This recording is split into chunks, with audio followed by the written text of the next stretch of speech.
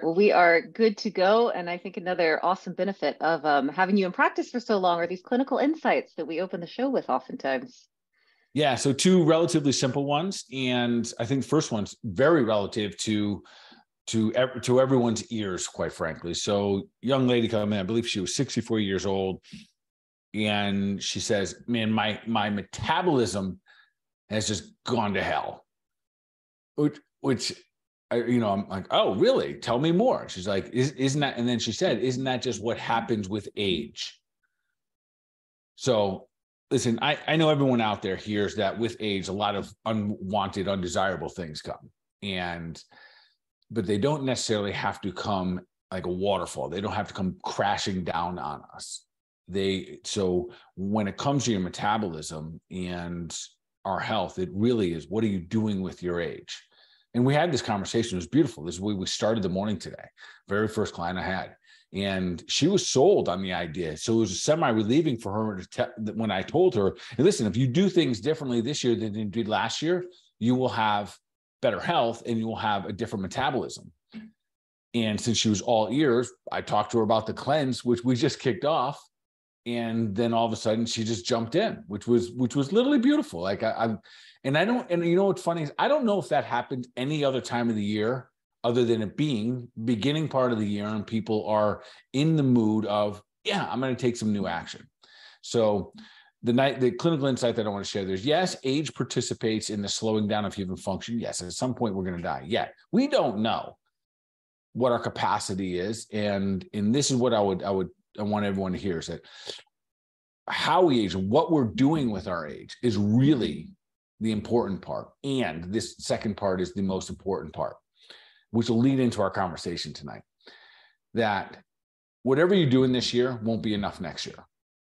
You're going to have to do more and you're going to have to do it better. So I'm going to say that again. Whatever you're doing this year will not be enough next year to keep them and maintain your health. You're going to have to do better. So let's just say, we have so many people that are cleansing now and so many just dial it in. I have some people that are like, yeah, I cleansed last year and now they're not. And to some degree you say, all right, well, they're going to downgrade their health. And maybe they're doing some other things, but in this couple of times when I heard it today, they were not doing other things. They just didn't want to put the work in.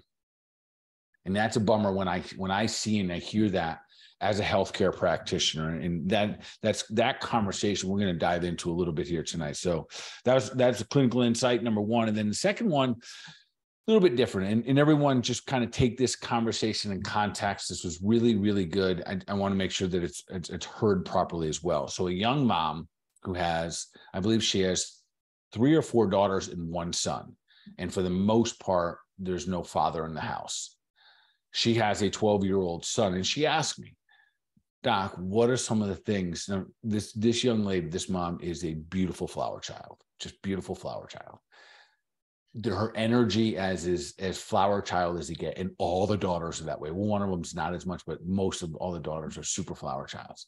And then you have this young man who's 12 years old, and she says, Doc, what can I do to help get him involved in more masculine activities? What do you suggest? She has no idea. She's a flower child, right? So, I was so warmed, I think, by the fact that she was even thinking that way, that she was being mindful of her young son, because here the reality is the environment you are in, you're going to tend to be like them. And there's nothing wrong with that. So for him, he has a lot of feminine qualities, which is wonderful. As a healthcare practitioner, I have a tremendous amount of feminine qualities when I'm with my patients. I'm kind, I'm loving, I'm patient, all of those things. At least I think that I do a good job with that. And then on the weekends, I go spar when I can, because it just helps swing that pendulum. And it was so welcoming and so wonderful to hear the mom thinking of her young son, of what maybe is he missing out on that he should be experiencing as a young man. So of course we talked martial arts, and she was all for it, and she has no idea. But she thought that would be very good. And I said, really, anything for a young boy to get involved in. And some things he's going to love, some things he's not. She thought maybe he wanted to play some basketball or something like that. And whatever, doesn't matter. And she said, is martial arts competitive? And I said, yes, it is. And it also is very humbling, and therefore you learn to leave your ego at the door. So you don't have to ever be better than someone to be awesome. And that's one of the things I literally love about martial arts. Maybe a little bit different than like team sports, right? Because one team has to be better than the other. And she really liked that idea. So I hopefully have influenced her to send her child off to some kind of martial arts, and hopefully one of my buddies down the road. All right. So those are my two clinical insights this evening. And again, they're conversations, I think, that if we share them like this, that someone gets a nice little takeaway. So for the young man, remember, anyone that's in an environment consistently, I don't care if it's a man in a female environment or a female in a male environment, or any environment that matter. If you're in a drinking environment on a regular basis, there's a likelihood you're going to drink. So you might say, what's a healthy environment? And that's really the context of what it is. What is he missing out on? So if you have a young human in your life that maybe needs to be exposed to some more things, maybe that's a wonderful thing to think about. That's so sweet. And like, what a cool mom just to have the awareness to bring some exposure to different things for their kiddos. That's great.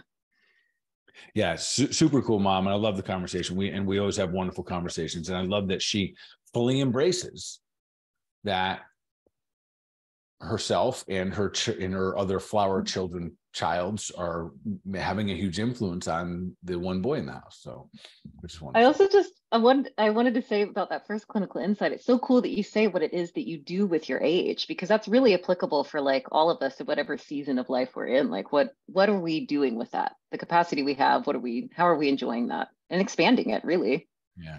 And if you take that conversation a little bit deeper, we can break it down. So if you're listening to our podcast today, Health Made Simple show, which we're going to dive into the simplicity of health this evening, and you're between your 20 and 30s, maybe 20 to mid 30s, or say anywhere up to your 30s, and you're not fully taking the opportunity of exercising, you're missing out on an incredible part of your lifespan.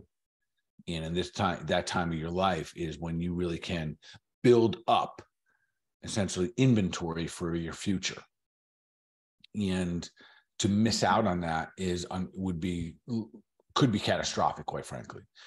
Once we get a little bit older, and let's just say the next phase of, let's just say 30 to 40, 30 to 45, a lot of perspective of where you are with your health should really be taken, and starting to learn what it takes to maintain, hopefully, what you've done while you were in your 20s and 30s. Now, beyond that, you have to start to become even more strategic. You got to think about all the things you've done to your body, all the things you are not doing to the body, and where you want to go. And it becomes more, I would love to say that conversation of where you want to go should start way earlier in life, but rarely does it. Because when we're young, we just think we're invincible. We think that 50 is dead. And now that, for me, that when I was 25 years old, I didn't have a vision of the 50-year-old Bart. I had no vision of what he looked like, what he moved like, what he was doing in his life. None of those things. I didn't, and I think that's very common for the young human being. But as we get into this phase, it's more important now that we really take a close look and say, there's a solid chance that I'm going to be here in 25 and 35 years. So I'm 50 something. So it's a solid chance that I'll still be here in my mid 80s, 90 years old, probably 100 something. Anyways, I have to really start to strategically plan on what I'm going to do to keep myself here in a way that's worth being here. So there's different perspectives and consciousness that I think is real important that we have in these different phases of life. It's an exciting topic because I know that we all love this life, right? And it gets cooler, like the longer that we get to live it. So Health Made Simple show, the topic tonight is simple versus easy, Bart. Should we dive into it? Yeah, let's dive in. So, it's worth, I've never really talked about why and how we came up with the Health Made Simple show name. Yeah. And so after being in practice for umpteen years, there was something that I always was thriving toward in practice that I found becoming more and more important, to make the idea, the concept of being healthy as simple as I possibly could. And when I did that, I made that concept very, very simple. The instructions very, very simple, that people would have better results. And as I started to, just my entire career studying the body, learning more and more, participating in my own health, helping literally tens of thousands of people, I realized something, that technically health is simple. And the foundation of that conversation is that every single action that comes from within the body, every cellular reaction is made to help us become healthy. If you cut yourself, your body already goes to work to help heal up those cuts. If you need more oxygen, your lungs expand. If dust floats into your eye blinks and creates water. If something goes into your nose, it shouldn't be there, your body sneezes and produces histamines. I can go on for hours and talk about how beautiful the human body is and how it is designed. It wants to do one thing. It wants to thrive. It wants to stay alive, and it wants to function to its fullest capacity. It wants to have range of motion. It wants to feel. It wants to experience. It wants to get stronger, faster. It wants to do all of those different things. And that is already in our DNA. That is already in the blueprint that we were made with. Your wonder for the human body is contagious, Bart. Awesome. I hope so. I hope so. There's no doubt that the human body is well beyond, I think, the awe that we give it on a regular basis. And when we get to slow down, and hopefully tonight we can slow down a little bit to recognize its incredible power, and maybe you give thanks to your creator, then maybe that's God for you or whatever it may be. But this is a brilliant thing that we've all been, we've been blessed to have. So with that being said, health is simple. And I'm going to define it. I'm going to make this really simple. So here's how simple the concept of being healthy is. So we got to eat well. We've talked about that a lot. And I'm going to talk about that a little bit tonight. We got to move often. We're designed to move. There's nothing comfortable about sitting still all the time. And that's why little kids can't sit in their desks. It's just so intuitively non-correct. Anyway, so we got to eat well, we got to move well, we got to think well, and we got to sleep well. You do those things, you're good. And I don't know that anybody would argue with those. That if you did all those things I just talked about, eat well, you slept well, you moved well, you were thinking good, you'd be a healthy human being. The challenge. So I said that that is simple, that concept. What it takes to do that is not always easy. And there is a big difference. And that's also the big challenge.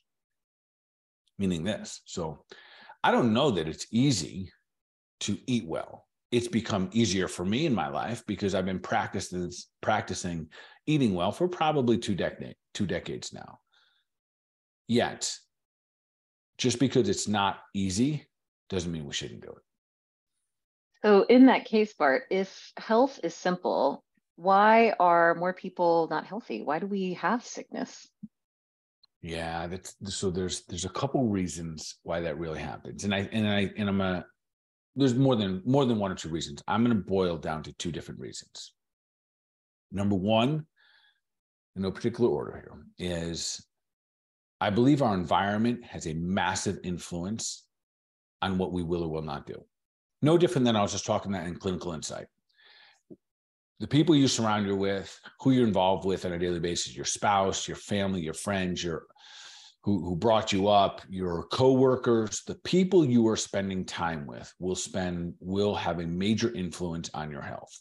And it is not necessarily easy to exercise every day. It's not necessarily easy to eat good food all the time. It's not necessarily easy to choose to have a good, attitude, even though someone cut you off driving down the road. You have to make decisions on a regular basis, and you're going to do better sometimes than others. So environment's going to play a massive, massive role there.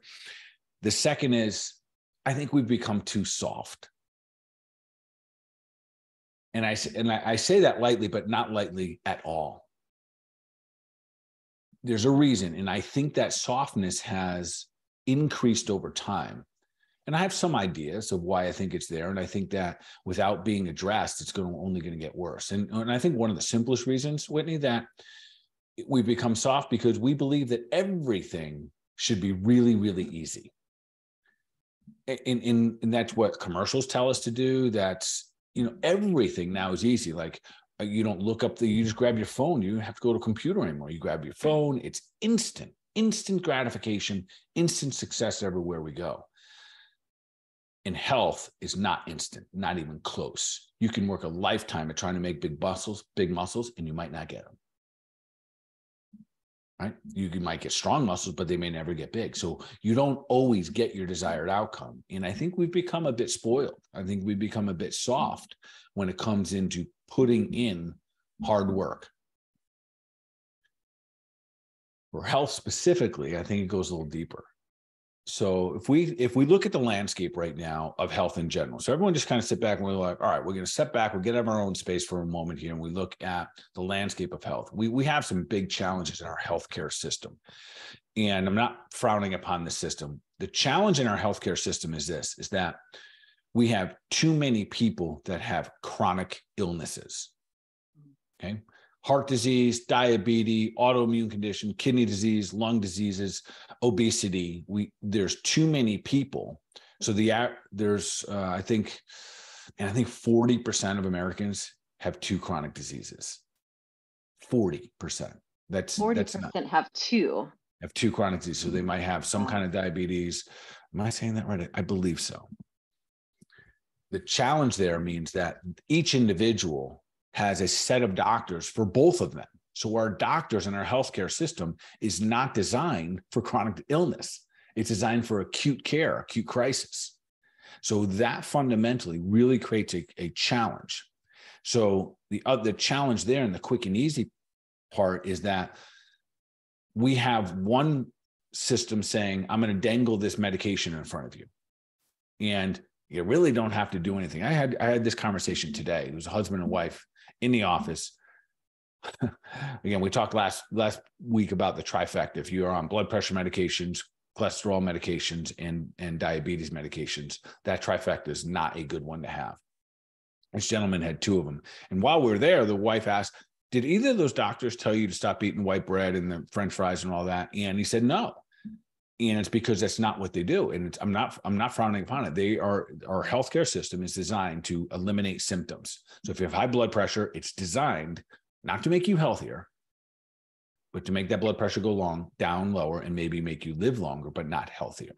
So now you have to take the average individual and say, okay, you have type 2 diabetes. And that's a chronic illness. It takes a long time to develop diabetes. You have to overeat carbohydrates and sugar to a point where you become insulin resistant. There's a lot of things that have to take place and a lot of symptom dodging. You have to really ignore the body for long periods of time in order to develop type 2 diabetes. And then you go to the doctor. And one doctor might say, because you've come to my office, I might encourage you to go really simple. And we're going to eat right. We're going to think right, move right, and essentially exercise. I said simple. I didn't say it was easy. And then you go to the other doctor and says, well, this is simple and easy. You have this and take this. So now it leaves the individual saying, wow, that guy over there is saying he's telling me something that's really going to be hard. I'm going to have to change my environment. I'm going to have to change who I am, because in order for things to change, literally, we have to change. So that softness is being perpetuated by not just the individual, but by the entire system. So this is where we have to take accountability. This is where we have to literally step back. And that's why I think this is such a wonderful conversation for the beginning of the year. And look and say, where might I be getting a little soft here?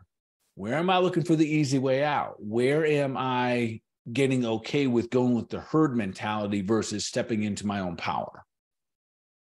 What I hear a lot in the example that you shared there, Bart, is it's like an invitation to take action, and moving better, eating better, sleeping better definitely leads to more health. It does take more action. It does. And the other part of it too is that, and we'll get this when we talk to health span a little bit, what it also creates is pride and passion and self-worth and purpose. So it is okay if our purpose was to be healthy. That's a lot of people search for their purpose in life. And hey, listen, how about let's just start with being a superhuman, being absolutely awesome with every, faculty that we have. If that was your only purpose in life, that's a pretty good one. Versus Yeah, the it's flip a side of that. fantastic foundation. Yes. Yes, because with all those faculties of being, everything that God has given us, if we use all those faculties and really thrive and help them be their best that they can, that can create a lot of good things down the road. Where the flip side of that is if we don't take action, there's the likelihood of us having pride and passion in our personal well-being and health very limited because we didn't do anything for it. Yeah, there's something different about when it's like placed in front of you in your hand versus a bit of, I'll use the word earning it. Yeah. Into this whole conversation, and we're talking about what are we doing with our age. So disease really is the body's way of essentially dealing with a bad set of circumstances. So even that conversation, I'm thinking, well, disease is the problem. No, disease is the result of a set of circumstances that the body didn't like, and it pops out with this particular symptom. So to your question, why are so many people still sick, even though it's simple? And I think it comes down to two primary things. And I think that we can go a little bit deeper with that as well. One, I do believe we're getting soft. So we just talked about the simple concept of the easy picks when it comes to quick and easy. So let's shift for a little bit when it comes to exercise. So let's talk about it. So each one of these we can break down. We can look at, are we taking the proper route when it comes to sleeping to help our bodies become healthy, or are we taking the easy route? And we'll do this for each one. This will just give some perspective to it all. So when it comes to exercise, there's a wide kind of span we can go with. We have some people who are simply not exercising. And I could say, honestly, after this long, 2.5 decades of being in practice, if you live on a farm and you are literally that type of active, physically active, you are picking up heavy things, working long hours in a day, you probably don't need to exercise. But that's not typical. We'll say that's 5% of the people out there. 95% of the people are sitting down, driving, commuting back and forth to work. They're sitting in their cars and their desks, all of those things. And as a result of it, their lifestyle is not conducive to being awesome from a metabolic position. So building strong muscles, creating a strong spine. In fact, literally, I see people becoming more and more weak-spined. Literally, our cores are getting weaker, and I think that also, I mean that, our core of who we are is becoming weaker because we have less sturdy ground. So one of the, I think, the common traits among people who are always exercising, there's a sense of confidence that comes with it, a sense of pride and this passion. So I would say for everyone, take a look at your exercise routine, and I'm going to go and I'm also going to text. So if you're not exercising, start anywhere and take pride in that. And it's okay. So I literally mean, there's been phases in my life where walking, doing some push-ups every day, that was the extent of my exercise. There was times it was much greater than that. And there's a lot of patients that I have, wherever you start, that's when the passion begins. And so I'd encourage anyone, if you're not exercising right now, start maybe tonight or tomorrow at latest. Go for a walk. Yeah. Walking is probably still one of my favorite forms of exercise, cardiovascular, moving your body. Do it without your phone. I would encourage you to do it without music. Just be with yourself. Cause I think there's this meditative moment that happens after you walk it, you get in a groove for a while. And I have these little old ladies out there trucking around 3, 5, 6 miles a day, which I'm blown away with. We walk our dogs a lot. And the days we put on 5 miles of walking with our dog, that's a lot of miles. And I'm always impressed by how many people are walking that much. So if you're not exercising at all, awesome, start. If you are exercising, take a peek at what you do. What I often find is that people do what they're good at. Right. So people that are good at cardio, they do their spin class, they do their running, their jogging, they do their thing. And yet they may lean far away from their push-ups and their weightlifting because they're just not good at it. So that's part of what I mean by getting soft. And to embrace and find that area is part of, you're going to have to use some of your pride and your passion about your own, personal health, and enjoy knowing that if you tackle one of those places that you might be a little soft in, and like maybe meaning literally soft, maybe your upper body soft or whatever it may be, what muscle soft, you tackle that, then you now overcome something huge. So it's good for the mind and the body. And then so it might be for some people, I see a lot of guys out there, their soft spot is the fact that they're too tight. They need some yoga. It's usually, I can almost go down the line and just really say, women, you got to lift more weights. Men, you got to do more yoga. Yeah. It's almost that simple when it comes to exercise. So do I think we've become a little soft there? Maybe, maybe not.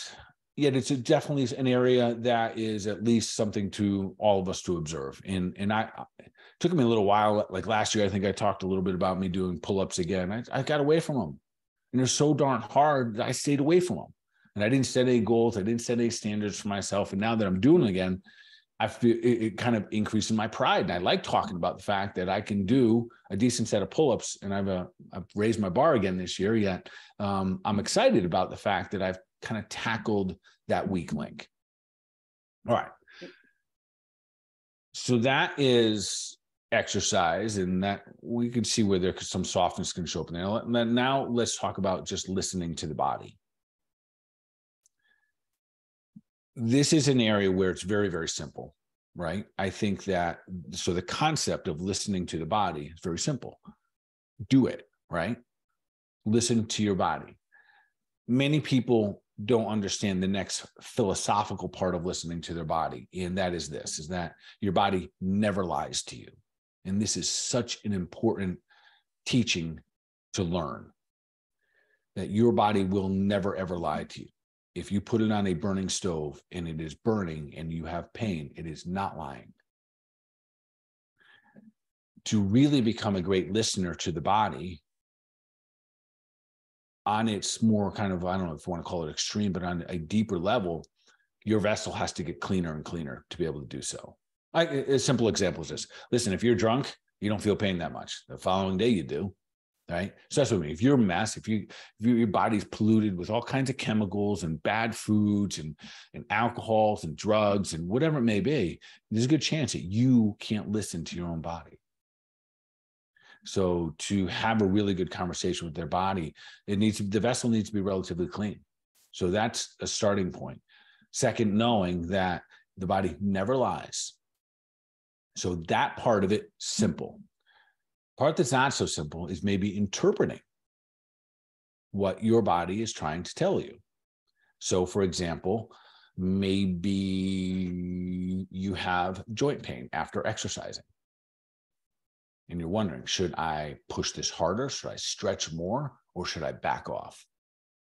And the answer always falls somewhere in between, but it always happens with your experience. So we have to do that. And then there's sometimes you can learn more about your body.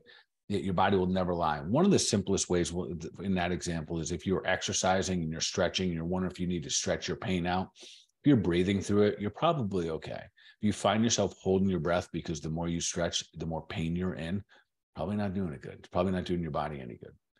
Yet here, Whitney, is one of the things that I'll back up to what I was saying earlier. It's been dangled in front of us to do just the opposite. Don't listen to the body. In fact, that would be hard. It would be hard to listen to your body to go get more exercise, to move, or make some more energy, or it might be hard to listen to your body to stop eating certain foods. What would be easy is if you told your body to shut up. And all you got to do is take this. And our culture is full of it when it comes to taking this to make the body shut up. So what people you typically use if they have a headache, right? And, this is often something I'll say in front of a group setting if I'm public speaking. People say, well, aspirin or Tylenol.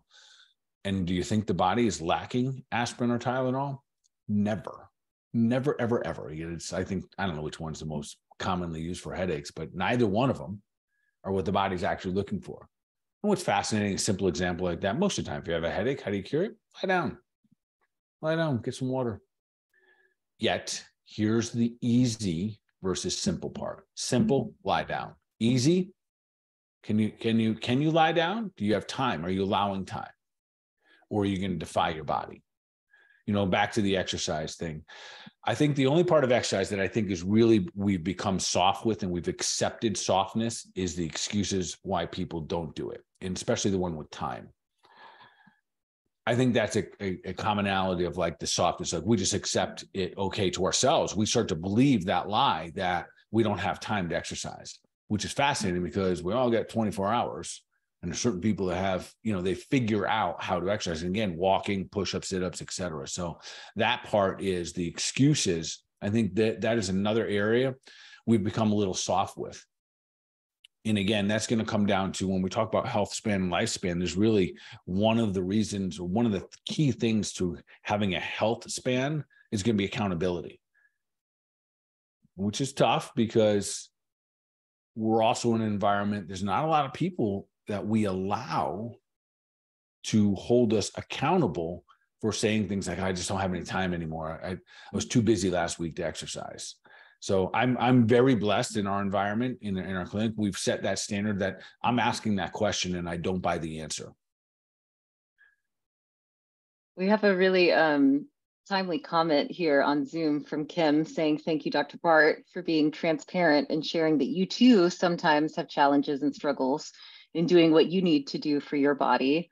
And I think that's such a powerful note, Kim, because this community aspect of exercise, and as we talk about mindset, all of it is applicable. Yeah, it truly is. And hopefully, and thank you, Kim, for acknowledging that. And I always do my best that I think I can to share with you that by no means has any of this ever been easy for me. No way. I'm very fortunate and probably very strategic in my environment, right? So my wife, she likes to eat better than I do. If she didn't eat as good as she did, or I didn't have my wife, I probably would be a lot harder for me to eat clean. Exercise has always been an easy one for me. I've been exercising all my whole life. I love to exercise. I wish I found more time for it. And this year I probably will. So, and yes, Kim, there's always challenges, and injuries are a big one. That's a big one. And, and I've discussed that here on our show, that dealing with injuries, the quick one, it's almost like red pill, blue pill, right? Where you say, here, just do this and maybe all your worries and problems will go away. And that is the challenge that we have when it comes to health. I think almost every single day when we have a health desire or health challenge, there's this little pill dangling in the air saying, if you just do it this way, it won't be hard on you. And yeah, what I want to get through on this podcast here tonight is that, yes, the concept and the desire for the human body is simple: to be healthy. So that part of it, it's not even complicated. Yet we have to get a little bit more committed and making sure that our environment, got to check on it, right? Getting a check is in your environment can help you going to succeed, right? We got to check, ask your spouse. So again, this year I've been very encouraged by how many spouses jumped on board in our cleanse, right? Totally. And again, we talk about how if there's a simple, fun, and easy cleanse, this is the one. I still don't know that it's easy because we have to change the way that we eat. And there's a lot of other disciplines that you got to flex. And certainly your environment, I think environment during a cleanse time is probably the single most important thing. True that. Yeah, true that. Because if you got the people around you and they're like all on board, awesome. But if the guy next to you, the girl next to you is eating French fries and donuts, good luck. This is going to be a little tougher. For sure. So we're talking about making things simple. So we've got moving well, talked about thinking well, our mindset, a little bit there about eating well. Is there anything else you wanted to say on that? Yeah. So let's talk about the conversation of eating well. So this gets very interesting, actually. So because it might be the simplest. So here, when it comes to eating, we talk so much about it here, and I'll say it again. Our diet really should exist of what I call the God's garden. If it comes from a root plant tree, walks in the garden, swims in the sea, eat it.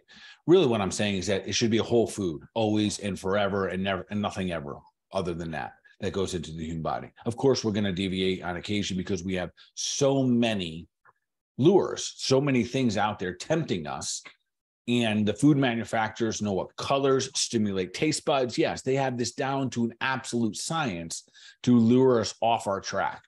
And yet, if we practice long enough, we can certainly stay on track. Now, one of the challenges that we have, and I'm going to throw this into that soft bucket again, is that one of the reasons we don't eat well, or we continue to put the toxins, the pollutants, the alcohols, the drugs into our body, is because we, at some point, need the sedation, and we sedate ourselves with food, drugs, and alcohol. And we're using that to cover up another part of life that might be really, really difficult to face. So a little pause is adequate there, because that is more common. And the way that it shows up is that we fall in love with that glass of wine. We fall in love with the bowl of ice cream, that one singular thing that changes how we physically feel. And we look toward and forward that thing all day long, whether we know it or not. And we do not want to give it up, even though we know that it might be really bad for us, because usually it's covering up something else that we need to be facing. Maybe it's our own thoughts, our emotions, people, whatever it may be. It's a strong conversation to lead, Bart, and it invites us to have some accountability for what's happening in that moment.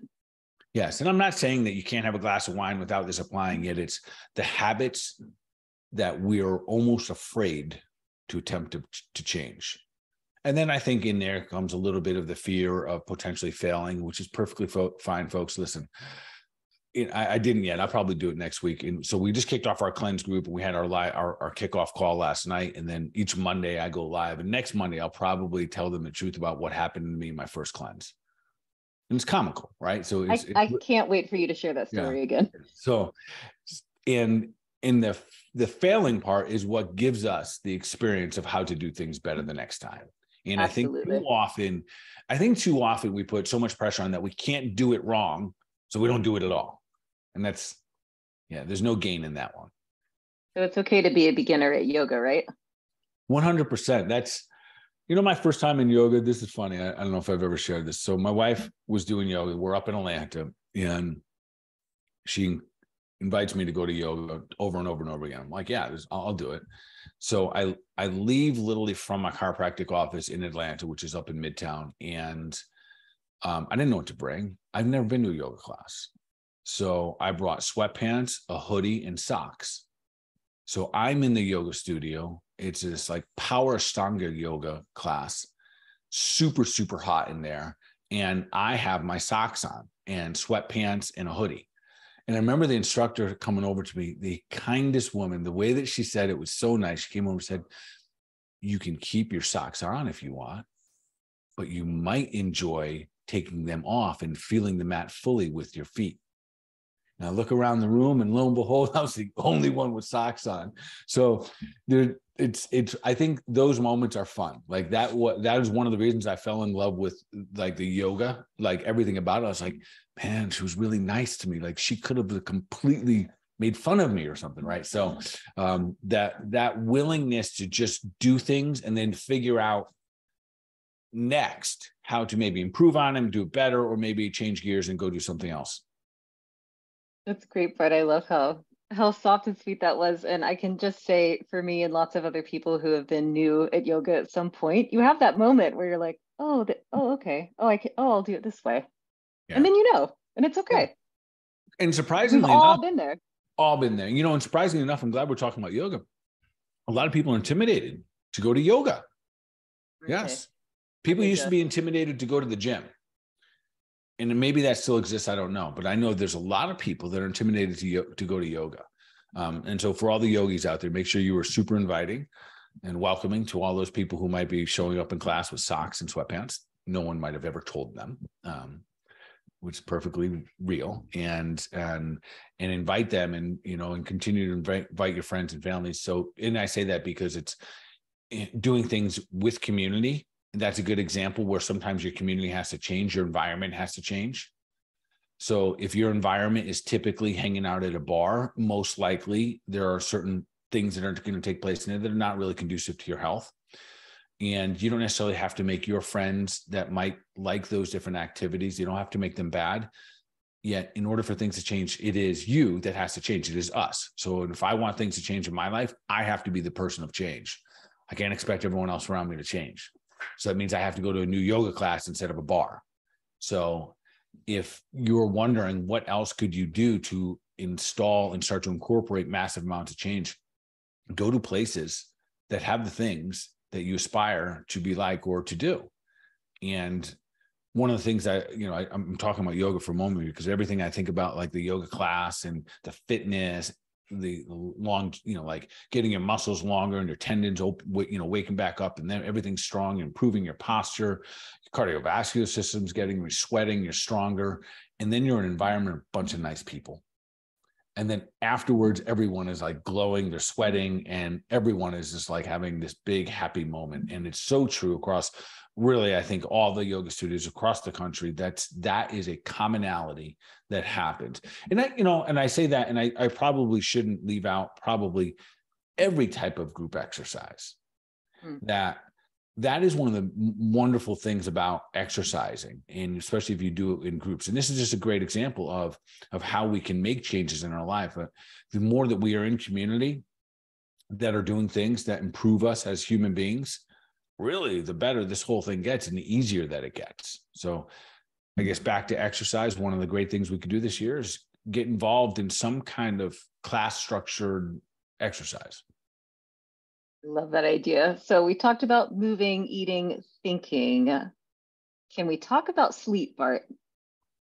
Yes. And sleep, quite frankly, might be the most violated component of our health when it comes to the simplicity of how important it is. So I think everybody knows when you sleep well and sleep frequently, you're better. And I could go into all the details and let you know that, yes, between 1 and 3 a.m., your liver is detoxing, your brain flushes out right after that. Your body seeks out cancer cells and parasites and kills them during the night. Like all of those things are true. They all only happen when you sleep. You balance your hormones when you sleep. Yet we violate this over and over and over again. And sleep should be very much like pooping, should be able to happen naturally and easy for every human being on the face of this earth. And when I say we violate it, we get up, we're tired, and then we give ourselves a stimulant. I'm guilty of this, right? Many a day, I've gotten up, 4 or 5 hours of sleep, exhausted, and I start to pour a cup of coffee into my mouth. And that one rarely does it. So I do it again, or maybe even a third time. So I want to go back to, because inevitably people say, well, you have to do this. To the conversation that woman had with me first thing this morning, my first client this morning, she said, well, isn't that just part of aging? No, it's not part of aging. It's about what are we doing with our age? And then when I was describing, there's almost these phases, we'll call it 0 to 20, or really 0 to 30, and then 30 to about 50. And at 50 years old, for the most part, you start to look at things a little bit differently. And you start to value things like sleep way more. When I was 25 years old, did not care. In fact, I didn't want to miss out on anything, so I would have preferred not to sleep. Yet, as we age and we start to look at what the future has in store for us, hopefully we're starting to recognize if we honor that part of our health, the most simple, intuitive, innately born part of our health, meaning just sleep so you can recover and get after it again tomorrow. If we just listen to that, it'd be huge, simply huge. It really is the foundation. It makes me think of just having little babies around, and like the chief question is like, is the baby awake or asleep? Like that's the primary concern. Mm-hmm. Mm-hmm. When it comes to sleep, there's a lot of ways. So medications and drugs and alcohol and all those different things. So those are all violations of our sleep. And that's really what I mean. Or just staying up when you're crystal clear should be going to bed. And sometimes when you're absolutely exhausted, just staying up later and later and later. Now, with that being said, we can generate energy and make us feel less tired. And there's differences here. I'm not saying that every time you feel tired to go to sleep. This where, right? So if you're sitting at your desk all day long and you're not generating movement, you're not creating cellular activity, there's a very good chance you will get tired because you're doing nothing. You get up, do some jumping jacks, hit the floor, do some push-ups, go to a group exercise class afterwards, and all of a sudden you are full of energy. And that, again, is how simple this really is. So when people tell me they're exhausted during the day, instead of blaming it on anything, maybe sometimes we just have to look again at the environment and say, what do you do all day?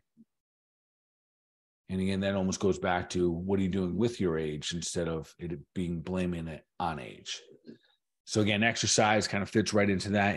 And sleep is such a critical component of our health that if that is the one thing you improve this year, it'd be massive. So let's right here, I want to bring that into the conversation of health span versus lifespan. So in the lifespan, think of this is how long you are alive. This is how many years you're on the face of this earth. Health span is going to be how many years you're here without disease and how many years you are doing what you desire to do. And those are two big differences. And why this is important is right now, the lifespan is longer than it's ever been. The health span is probably lower than it's ever been. So I don't know that because we are living a little bit longer. Yet the challenge is we have more people that are alive that are not healthy. And it's unfortunate because the principles, so we talk here, the principles of health are very, very simple. Like eat right, move right, think right, like sleep right. And if we do these things, we are becoming better human beings. And I think that fundamentally falls to two situations of why we don't necessarily have a health span versus just a lifespan. So in your lifespan, your goal isn't necessarily to be healthy, isn't necessarily to be a little stronger next year, to be a little kinder, to be a little more flexible. It's really just keep doing whatever you're doing, whether it's good for you or not. In your health span, you have desires and passions. And there's two things that's going to either help or hurt you in this situation. Again, one is your accountability. That's your environment. So if you have an environment that is conducive to you reaching and maximizing your goals, like you can talk to a group of your friends or your coworkers and say, hey, listen, I'm just going to say this out loud because I know it's going to be hard. I want you guys to hold me accountable to blank. And then you say, I want to be able to do 20 straight pull-ups, unassisted pull-ups this year. And you say that to your coworkers. So now you have a group of people that are kind of rooting for you. And also, if you slip a little bit, we'll hold you accountable. So accountability to increase your lifespan will be critical. And then the second part is strategy.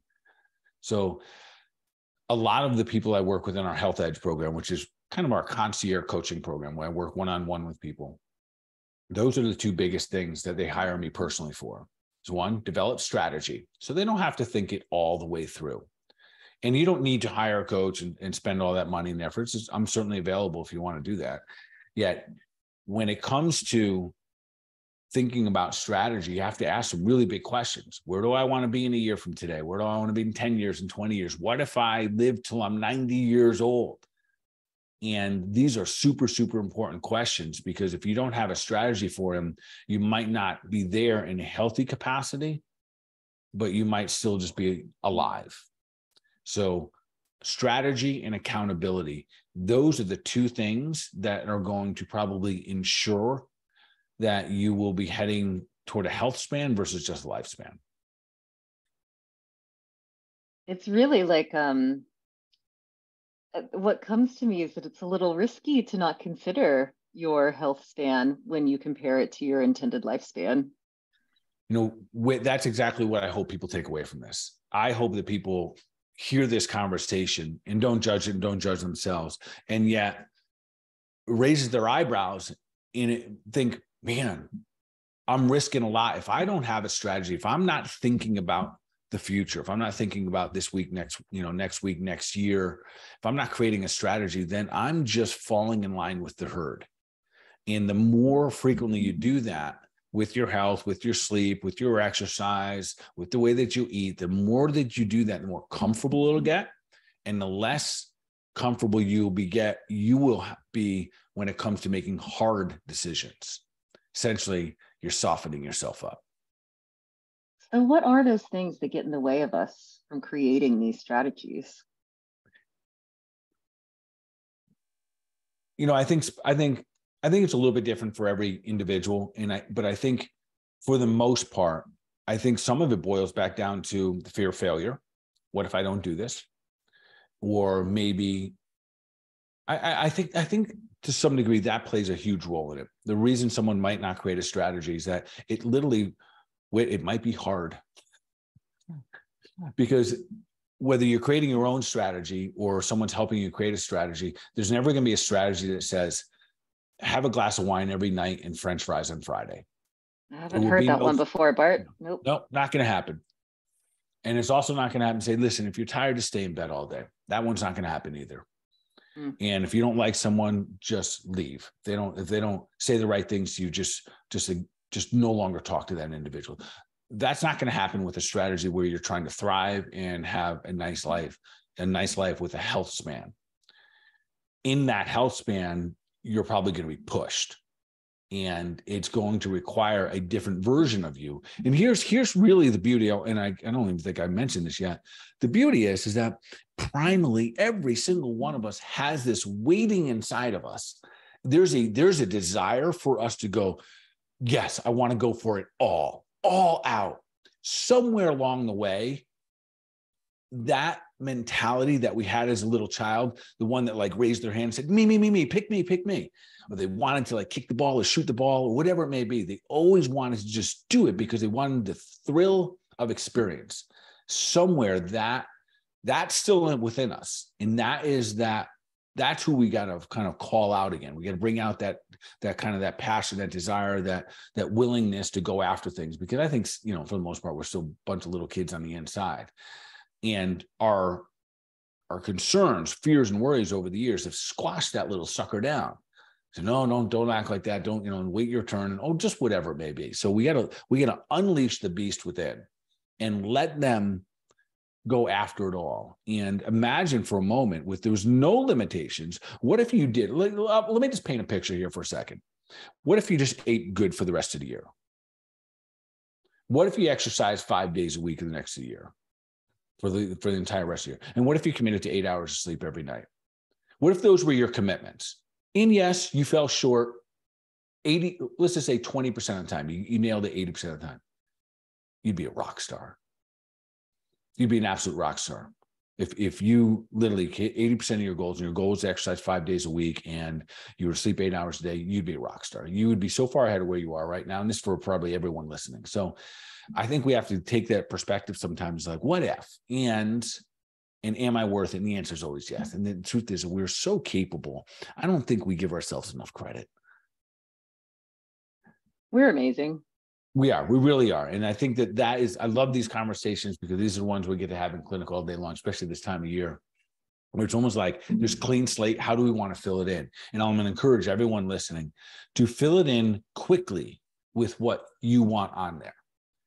If you know that you want to sleep 8 hours every night for the rest of the year, you will start to make decisions every single night. But if you don't make that decision about your sleep or about your exercise, how frequent and what type of exercise and what type of goals, if you don't make those decisions early, within a month or two, it'll be so convoluted, so messed up, and so much other stuff involved, and so everything be a big mess. And you'll go back to making those decisions on a daily basis. Am I going to sleep tonight? Well, who knows? Maybe tomorrow. Am I going to exercise? Nah, not today. I ran out of time again. I'll do it again tomorrow. And that's where having that strategy is so important. And then some accountability. So if you need a coach out there, get a coach, right? Like, and maybe your coach is your best friend. Maybe your coach is your mom or your dad. Well, I don't know if that'll work, but maybe you need to hire someone that just knows how to do it better than you do. And that's certainly a possibility as well. So hopefully after our conversation tonight, most people are going to look at it and be like, yep, I can do this. Health is simple. It may not be easy, although I'm up for the task. I might have gotten a little softer on the edges over time. So be it. Can toughen that right back up. And I'm not going to think about how long I'm going to live. I'm going to think about how long am I going to be healthy. And if that becomes a mindset, things are going to be good. What a powerful shift in perspective, Bart. Right on time. Yes, right on time. Sweet. Beautiful. Well, I think we find ourselves at the end of the show. Here we are. First one in 2023, Bart. Yeah. So the first one of 2023, I'm excited for, I think there's great opportunities for every one of us waiting in the shadows, and we just have to choose to go get them. And again, I want to thank everyone who supported us all year last year, and this year. Keep doing the thing, keep sharing it out, keep spreading the love. I appreciate everyone that gives us the comments and the 5 stars on your favorite Spotify or wherever you listen to your podcast. Keep doing that. And if you think that someone else would benefit from listening to a podcast with the foundation of that health is simple, and it really, really is. And if we go back to that, so people aren't over inundated with information and ever feel confused or kind of lost when it comes to health, we invite them to come listen to an episode or two, or send them something like this, and we'd love to have them. Definitely. Thank you all so much for joining us for the Health Made Simple show. Yes. And of course, continue to do your thing, continue to take deliberate action for your mind, your body, over wellness. Y'all be awesome.